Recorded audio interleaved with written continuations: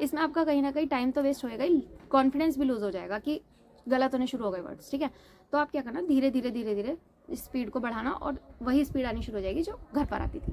Hello to all, I am Aashi Verma. Allahabad high court group C की typing की date भी आ चुकी है, विच इज़ 5 मार्च। और ये देखो कि इतनी जल्दी जल्दी सारी प्रोसेसिंग इसकी चल रही है। कुछ ही महीनों के बाद आपके हाथ में एक ज्वाइनिंग लेटर हो सकता है, इसलिए आप बहुत अच्छे से तैयारी करना। ऑल्दो मैं तो इस रेस से बाहर हूँ, लेकिन मैं आप सबको एक ऑल द बेस्ट करने के लिए आई हूँ, ताकि आप सब अच्छे से अच्छा अपना परफॉर्म करके आ सको। लास्ट में 10 ही डेज़ बचे हैं, 12 भी नहीं, तो 10 डेज़ बचे हैं आपके पास। बहुत अच्छे से आपको तैयारी करनी है। वैसे तो आपकी काफ़ी अच्छी सी तैयारी हो ही गई होगी, आपने अपनी स्पीड जितनी आ रही है अब उसको ही आपको थोड़ा पॉलिश और करने की ज़रूरत है। अब आपके पास सिर्फ 10 डेज़ बचे हैं, और इन 10 डेज़ के बाद आपको अपनी पूरी मेहनत का एक फल मिलेगा, जो कि है एक सरकारी नौकरी, जिसके लिए आप इतनी मेहनत कर रहे थे। आप अपने आपको अपना सारी नेगेटिविटी से दूर रखना, बिल्कुल पॉजिटिविटी के साथ काम करना, क्योंकि जितने भी फेलियर्स अब तक आपने देखे या जो भी कुछ आपके साथ नेगेटिव हुआ, उस सब का अब एंड होने वाला है और आपको एक अच्छी नौकरी मिलने वाली है। आपका जो भी मेहनत थी उसको फल आपको मिलेगा। तो अब इन 10 डेज़ में आप अपने ऊपर बहुत अच्छे से वर्क करना, पॉजिटिव रहना, और टाइपिंग की जितनी हो सके उतनी प्रैक्टिस करना। ऐसे ख्याल बिल्कुल भी मत लाना कि नहीं होगा, क्योंकि देखो ऐसा तो है नहीं कि आप इस मौके को छोड़ने वाले हो, है ना।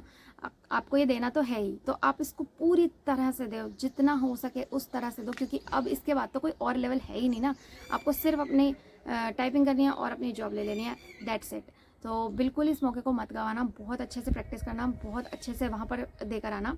तो लास्ट मिनट टिप्स की तरह से आप कुछ इस तरीके के काम कर सकते हैं, लाइक कि आप अपने फ्रेंड्स या नियर में जो भी हों, आपके नेबर्स वगैरह, किसी के पास भी आपके पास ज़्यादा से ज़्यादा अगर कीबोर्ड्स आप अरेंज कर सको, तो आप ना मल्टीपल कीबोर्ड्स पर प्रैक्टिस करके देखो, ताकि आपका जो फिंगर्स हैं फ्रेंडली हो जाएं, और कीबोर्ड्स पर भी किस तरह से टाइप करते हैं उसके लिए, और कीबोर्ड्स पर भी आपकी वही स्पीड आ जाए इस तरह से, ताकि जब आपको वहाँ पर एक नया कीबोर्ड मिले तो आप उसके साथ भी ऐसे ही फ्रेंडली रह सकें। और अगर आपके पास ऐसा कोई नहीं है आसपास जिसके पास कीबोर्ड आप थोड़ा बहुत अरेंज कर सको, तो आप कंप्यूटर के जो कैफ़े होते हैं वहाँ जाकर भी टाइपिंग की प्रैक्टिस कर सकते हो, ताकि आप अलग अलग कीबोर्ड्स पर जब आप करोगे ना, तो आपको पता चल जाएगा कि हाँ, आपकी उतनी ही स्पीड और कीबोर्ड्स पर भी आ सकती है। सेकेंड चीज़, जब आप टाइपिंग की प्रैक्टिस करते हैं, तो अभी हो सकता है आप इस तरह से करते हो कि 2 घंटा आप हिंदी की कर रहे हैं, देन आपने थोड़ा ब्रेक ले लिया, फिर आप इंग्लिश की कर रहे हैं, फिर ब्रेक ले लिया। लेकिन अभी आप क्या कर रहे हो कि आपको 10-10 मिनट्स का जो टाइमर लगाना है, उसके बाद हिंदी और इंग्लिश की बैक टू बैक तैयारी करो, ताकि वहाँ पर जैसे आपको मिलेगा ना, आप बिल्कुल वैसी तैयारी करो जैसे आपको एग्जाम में मिलने वाला है। बैक टू बैक हिंदी और इंग्लिश एक के बाद एक करना, ताकि आपको बिल्कुल वैसे ही लगे जैसे कि आप वहाँ पर एग्जाम में करने वाले हो ना। पहले हिंदी 10 मिनट, फिर इंग्लिश 10 मिनट, या जो भी है, पहले इंग्लिश 10 मिनट या हिंदी 10 मिनट।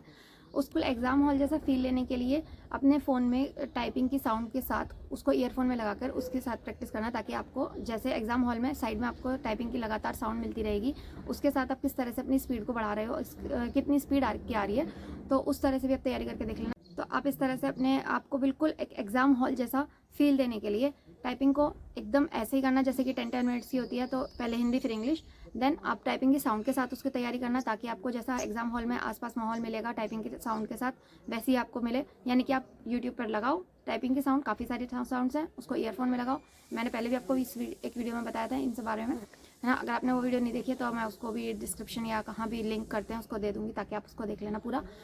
एंड थर्ड चीज़ कि आप जितना हो सके थोड़ा बहुत नए नए कीबोर्ड्स पर प्रैक्टिस करके देख लो, ताकि आपको ये यूज टू हो जाए कि आप नए कीबोर्ड्स पर भी उतनी ही टाइपिंग की स्पीड ला सकते हो, ठीक है। तो चलो अब हम बात कर रहे थे थोड़ी सी एग्जाम हॉल के बारे में। एग्जाम हॉल में बैठ के आपको एक तो एकदम ही टेंशन फ्री रहना, है ना, कि जो भी आपने अब तक किया है उसके ऊपर बहुत कॉन्फिडेंस रखना कि हाँ, मेरा जितना घर पे आ रहा था उतना ही मैं यहाँ पर भी आ जाएगा, उतना ही मैं यहाँ पर भी कर लूँगा, ठीक है। तो उसके लिए सबसे पहले तो अपने माइंड को एकदम कूल रखना, कोई इधर उधर को मत देखना कि कौन तेज़ लिख रहा है, कौन जल्दी लिख रहा है, कौन धीरे लिख रहा है, या कोई कुछ भी। सिर्फ अपने ऊपर फोकस रखना, अपने टाइपिंग पर, अपने काम पर फोकस रखना। दूसरी बात कि जब हम टाइपिंग करते हैं ना नए कीबोर्ड पे, तो अपने ना आप क्या करना कि कुछ शुरू के जो 4 से 5 वर्ड्स हैं उसको थोड़ा सा काम रहकर लिखना। मतलब ये नहीं करना कि आपने स्टार्टिंग करी और स्टार्टिंग से ही आपको ऐसे लिखा, आपको बिल्कुल तेज़ तेज़ लिखना है और एकदम तेज़ की स्पीड आपको फर्स्ट लेटर से ले देनी है। ऐसा मैं क्यों कह रही हूँ, क्योंकि ना जब आप क्या करते हो कि पहले आपने नया कीबोर्ड उठाया, उसके ऊपर आपने एकदम से स्पीड में कुछ लिखना शुरू कर दिया है और आपका टाइमर भी चल रहा है, तो उसमें ना थोड़ा बहुत गलत होने के चांसेस ज़्यादा रहते हैं।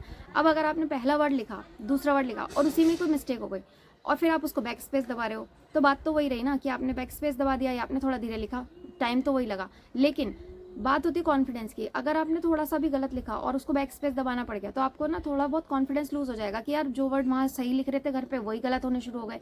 ये इस वजह से नहीं हुआ कि आपको आता नहीं है, ये इस वजह से हुआ क्योंकि एग्ज़ाम हॉल में थोड़ा सा वैसा रहता है ना, माहौल थोड़ा नर्वस रहता है, और दूसरा आपने नया कीबोर्ड लिया है। तो इस वजह से मैं बोल रही हूँ कि आप शुरू के जो 5 से 6 वर्ड हों उनको थोड़ा सा कामली उसको टाइप करना, ताकि आपकी थोड़ी उंगलियां भी यूज टू हो जाएंगी कीबोर्ड से, थोड़ा आपको फ्रेंडली सा हो जाएगा माहौल भी। जब आपके 4 से 5 वर्ड्स ठीक होने शुरू होंगे ना तो धीरे धीरे आपकी वही स्पीड आनी शुरू हो जाएगी जो घर पे आ रही थी। ठीक है, एकदम से अगर आपने जल्दी जल्दी तेज स्पीड लाने के चक्कर में पहला ही वर्ड आपने गलत लिख दिया, फिर आप उसको बैक कर रहे हो, फिर आप उसको गलत सही कर रहे हो, इसमें आपका कहीं ना कहीं टाइम तो वेस्ट होएगा ही, कॉन्फिडेंस भी लूज हो जाएगा कि गलत होने शुरू हो गए वर्ड्स। ठीक है, तो आप क्या करना, धीरे धीरे धीरे धीरे स्पीड को बढ़ाना और वही स्पीड आनी शुरू हो जाएगी जो घर पर आती थी। ठीक है, और जितनी जल्दी आपकी टाइपिंग खत्म हो जाए उतनी जल्दी आप उसको सबमिट कर देना ताकि आपका टाइम कम काउंट हो। ठीक है, और जैसा भी आपका पेपर जाए आप मुझे कमेंट्स में बताना कि कैसा क्या, और कोई भी अगर हेल्प चाहिए हो तो आप, अगर मुझे आता होगा, अगर मुझे पता होगा तो मैं आपकी ज़रूर हेल्प करूँगी, ज़रूर आपको उसका रिप्लाई करूँगी। अभी मुझसे किसी ने पूछा था कि क्षत्रज्ञ ये जो वर्ड्स होते हैं इनको बिना शिफ्ट के साथ किस तरह से हम दबा सकते हैं, तो इस चीज़ के बारे में मुझे शिफ्ट के बिना नहीं पता है, शिफ्ट के साथ ही मैंने सीखा है।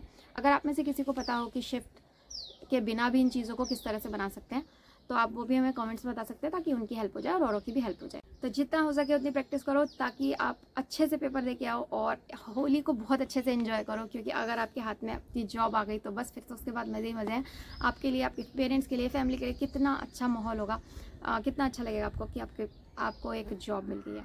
ठीक है, so all the very best again उन सभी को जो भी टाइपिंग के लिए नेक्स्ट लेवल पर जा रहे हैं, और आप सब बहुत अच्छा स्कोर करके आना। Be confident and be positive, सब कुछ अच्छा होगा आपके साथ। एंड मिलते हैं नेक्स्ट वीडियो में, तब तक के लिए बाय बाय।